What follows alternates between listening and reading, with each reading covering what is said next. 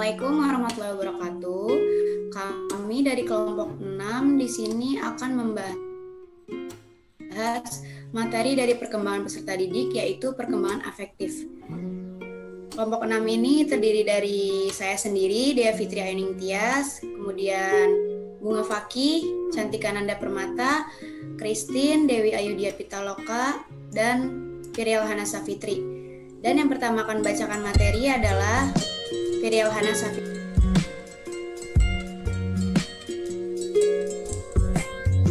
Materi pertama yaitu topiknya kita akan membahas perkembangan afektif, pembahasannya perkembangan emosi, pembahasan yang kedua perkembangan nilai, moral, dan sikap. Yang pertama perkembangan afektif.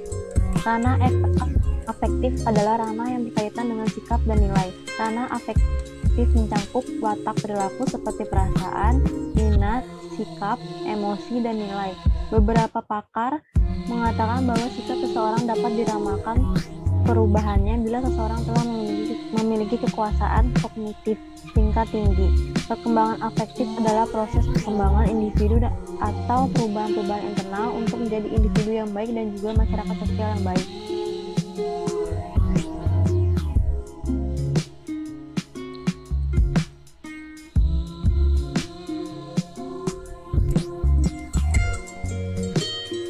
Selanjutnya di sini ada pengertian emosi. Istilah emosi sendiri ini berasal dari kata emotus atau emover, yaitu mencerca atau to stir up, yang berarti suatu yang mendorong terhadap sesuatu. Nah, menurut Sarlito Wirawan Sartono berpendapat bahwa emosi merupakan setiap keadaan pada diri seseorang yang disertai warna afektif. Kemudian ada perkembangan emosi. Seseorang individu dalam merespon sesuatu lebih banyak diarahkan oleh penalaran dan pertimbangan yang objektif. Oleh karena itu, untuk memahami remaja memang perlu mengetahui apa yang dipikirkan dan dirasakan.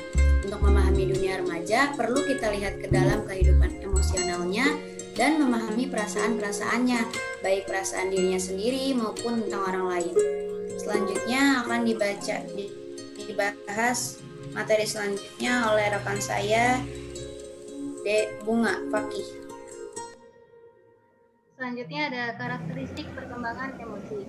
Masa remaja sering dianggap sebagai periode badai dan tekanan.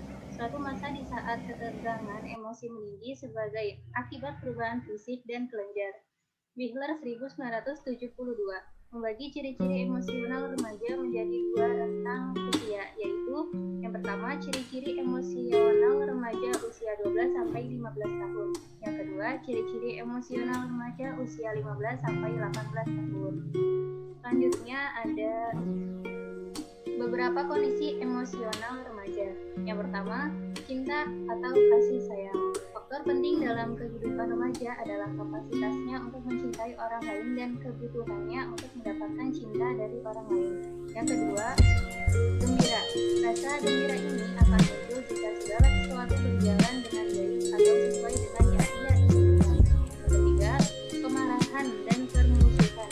Kemarahan ini dapat terjadi jika menghadapi hambatan atau rintangan terhadap rencana, minat, dan tindakan remaja. Dan selanjutnya, ketakutan dan kecemasan. Ketakutan ini bisa terjadi jika terdapat kejadian-kejadian yang mengancam atau membahayakan diri remaja. Selanjutnya akan dibacakan oleh teman saya Dewi Ayuning. Selanjutnya yaitu faktor-faktor yang mempengaruhi perkembangan emosi. Pada dasarnya, pola perkembangan emosi remaja sama dengan pola emosi kanak-kanak. Hanya saja penyebab muncul dan memuncaknya emosi yang berbeda. Pada masa kanak-kanak, ledakan lebih banyak disebabkan oleh hal-hal yang bersifat material konkret. Sedangkan pada remaja, penyebabnya bersifat abstrak.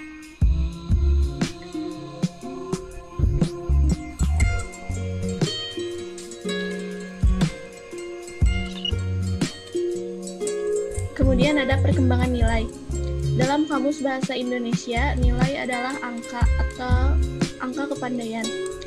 Menurut Sprenger, nilai diartikan sebagai suatu tatanan yang dijadikan panduan oleh individu untuk menimbang dan memilih alternatif keputusan dalam situasi sosial tertentu. Dalam perspektif Sprenger, kepribadian manusia terbentuk dan berakar pada tatanan nilai-nilai dan kesejahteraan. Materi selanjutnya akan dibacakan oleh Cantika Nanda Permata.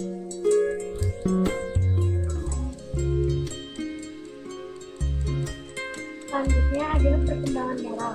Moral adalah ajaran tentang baik buruk perbuatan dan kelakuan, akhlak, kewajiban, dan sebagainya.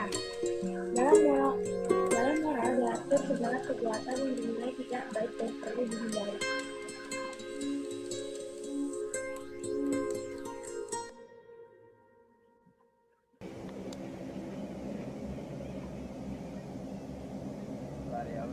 Selanjutnya ada perkembangan sikap. Fishbein 1975 mendefinisikan sikap adalah predisposisi emosional yang dipelajari untuk merespon secara konsisten terhadap suatu objek.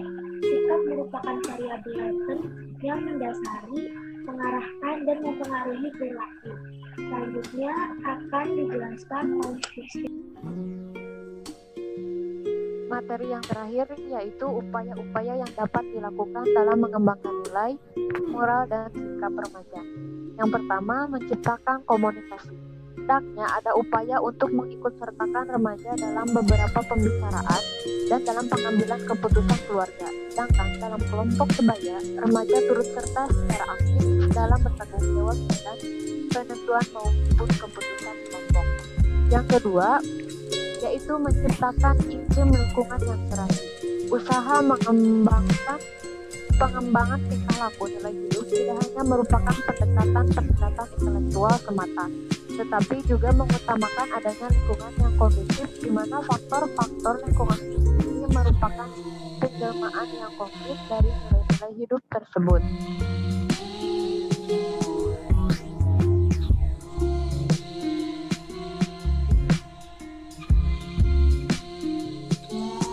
Sekian dari kelompok kami, kurang lebihnya mohon maaf. Semoga bermanfaat. Wassalamualaikum warahmatullahi wabarakatuh.